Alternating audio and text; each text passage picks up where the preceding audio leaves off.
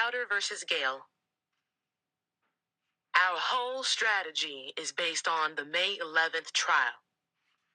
Dr. Martin Luther King Jr. May 11th, 1956. I woke up to the smell of coffee like any other day. Every day, no matter what, Mom would get up and make biscuits, grits, and sausage, bacon, eggs, or ham. I bottle-fed Raymond. Then Mama Sweetie came over with her daughter, Scrap, to take care of Raymond while QP and I went to the trial. Mom had to work. Mama Sweetie was still a big part of my life. She had moved from Pine Level to Montgomery a few years after we had. She was about 70 now, a little more wrinkled, but still petite and still kind. Just the sound of her voice in the house made me think things would be all right. It was cool out, but not rainy.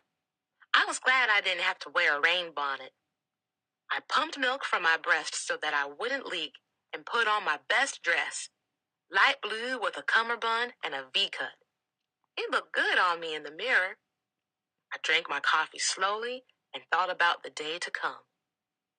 Then my cousin James Henderson pulled up to drive us to the courthouse. Before we left, we all bowed our heads and Mom said a prayer. We were around the table. Me, Mom, QP in his chair, Mama Sweetie, Scrap, James, and little Raymond in his bassinet. Mom prayed for me to have courage, and for Fred Gray to do his best, and for success in defeating this horrible system.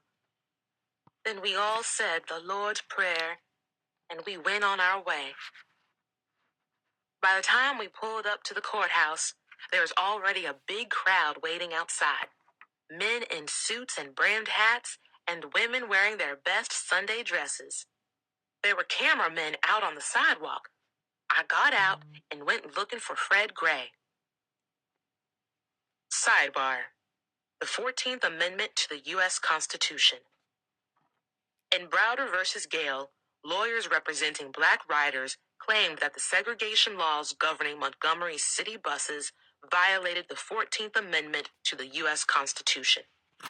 Ratified in 1868 to secure freedom for slaves, the 14th Amendment said in Section 1, "No state shall make or enforce any law which shall abridge the privileges or immunities of citizens of the United States, nor shall any state deprive any person of life, liberty, or property without due process of law, nor deny to any person within its jurisdiction the equal protection of the laws."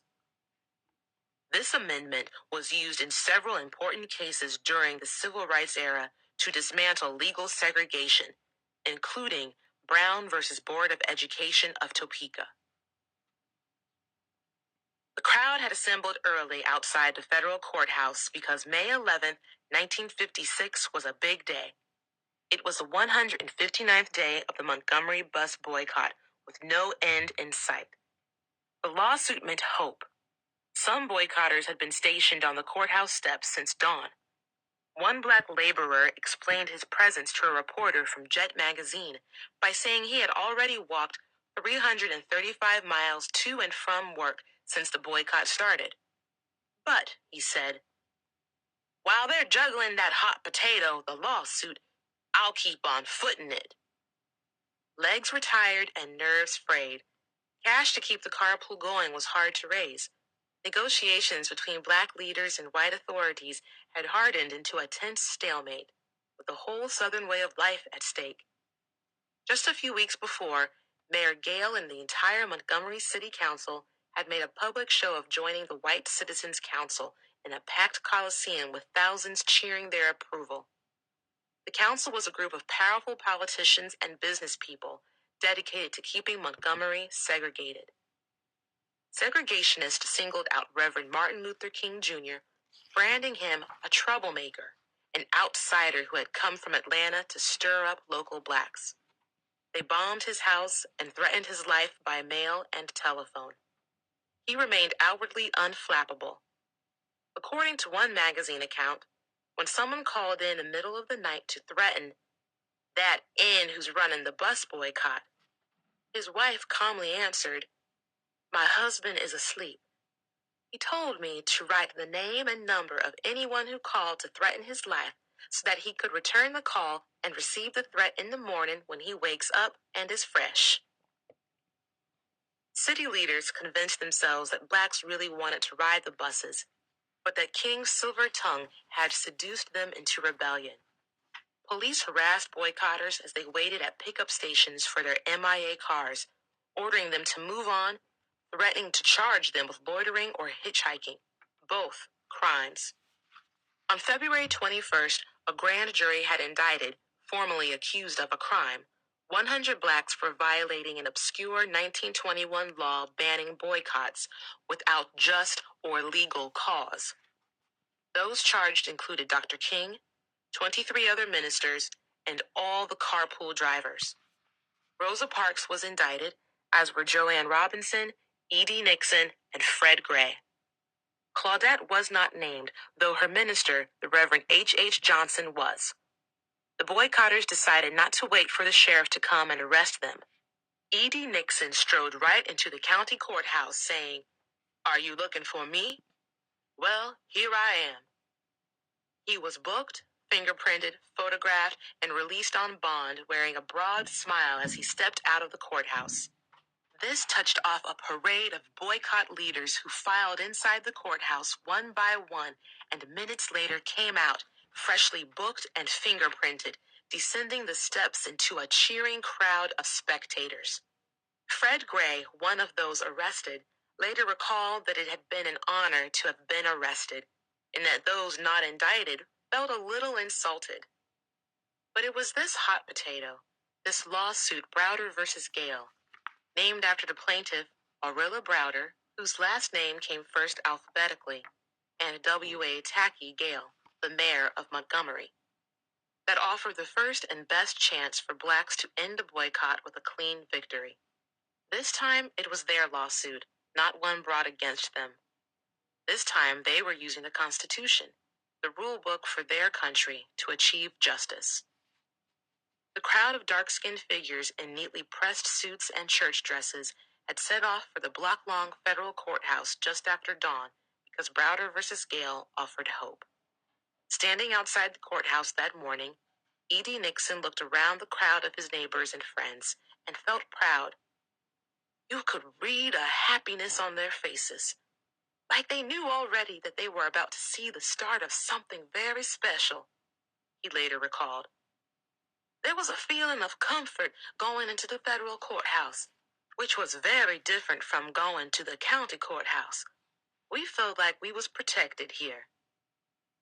It had been exactly 100 days since Fred Gray had filed papers to start this lawsuit, and they had been 100 hard days of walking and doing without, and praying. But May 11th, 1956, the day of the trial, was finally here, and it was a sparkling spring morning. It was their day in court at last. The courthouse doors opened, and spectators formed a line behind the security checkpoint. They took elevators to the second floor, blacks in one elevator, whites in another, and stepped into a large, dark, wood-paneled courtroom with a spacious, high ceiling. Tall windows were framed by pale yellow drapes, pulled back now so that sunshine flooded the chamber, throwing soft spotlights onto the blue carpet. Behind the 3 empty judges' chairs, a great round-faced clock with Roman numerals was embedded into the wall. To the left of the clock stood the flag of the United States, with all 48 stars brilliant against a navy field. On the opposite side was the Alabama flag, sporting red bars crossed diagonally against a white field, fixed in the same pattern as the stars and bars of the Confederate flag. About 100 spectators, mostly blacks, settled into seats behind a rail on the main floor, and about 100 more took the stairs to seats in a balcony above. Media were banned from the courtroom, but dozens of reporters and photographers staked out positions in front of the courthouse. Dr. King and Joanne Robinson were among the boycott leaders in attendance. As the hands on the big clock closed in on 9 o'clock, the air buzzed with expectancy, like the tension before a prize fight. The crowd's murmurs subsided when the plaintiff team, including Fred Gray, several other lawyers, Claudette, and the other three black women, entered the courtroom and took their seats on the right side of a central aisle. There were only four plaintiffs now, since one of the women, Jeanette Reese, had dropped out under pressure from her employer. The city's attorneys and key witnesses took their seats on the left. At 1 minute after 9, the bailiff bustled into the courtroom hollering, "All rise," followed close behind by three white men draped in black robes. Federal Justices Richard Reeves, Saborn Lynn, and Frank Johnson settled into adjacent throne-like chairs and stacked their papers on the polished bench before them. The crowd sat back down and listened as Justice Reeves read out the plaintiff's complaint, namely, that laws and ordinances requiring segregated seating on public buses violated the equal rights provision of the 14th Amendment of the U.S. Constitution. Justice Reeves then turned to Fred Gray and said, "Call your first witness." Gray had carefully planned the order in which he would present his four witnesses. He wanted to start fast, maintain a steady pace, and finish strong. He led off with Orilla Browder, a sturdy, well-spoken, and confident 37-year-old ASC graduate with a strong history of involvement in community affairs. She had raised 6 children by herself as a seamstress after her husband's death. She had seen a lot of life and wasn't easily intimidated. Mrs. Browder was called to the witness stand, raised her right hand, and swore to tell the truth, the whole truth, and nothing but the truth. She sat down. Led by Gray's questioning, Mrs. Browder described herself as a long-time Montgomery resident who had ridden the bus 2 or 3 times a day until December 5th, 1955. Why did she stop? "I knew if I would cooperate with my color by boycotting, I would get better treatment," she explained. Gray asked if she had had difficulty in connection with the seating arrangements. She told of having been made to stand up by a bus driver so that whites could sit down. Gray asked, "If you were permitted to sit any place you wanted on the bus, would you be willing to ride it again?" She replied, "Yes, I would." Gray then yielded the right to question Mrs. Browder to the city attorney, Walter Nabe, who tried to induce her to say that the bus boycotters were nothing but puppets of Dr. Martin Luther King Jr. Mrs. Browder would have none of it. After several futile questions, Nabe excused Mrs. Browder and she returned to her seat. The next 2 witnesses, Susie McDonald, 77, and Mary Louise Smith, who had by then turned 19, gave similar testimony to similar questions.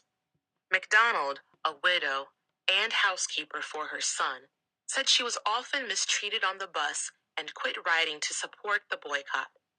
She, too, said she would ride again if the buses were integrated and denied that she was under the spell of Dr. King. "I reached my own judgment," she said. "I stopped because I thought it was right and because we were mistreated." Mary Louise Smith told of her refusal to get up from her bus seat for the red-haired white woman and of the policeman's arrival. "I told the police officer, I am not going to move out of my seat. I got the privilege to sit here like anybody else does." She also testified, "I would ride the city buses again, provided we had no segregation on the city buses."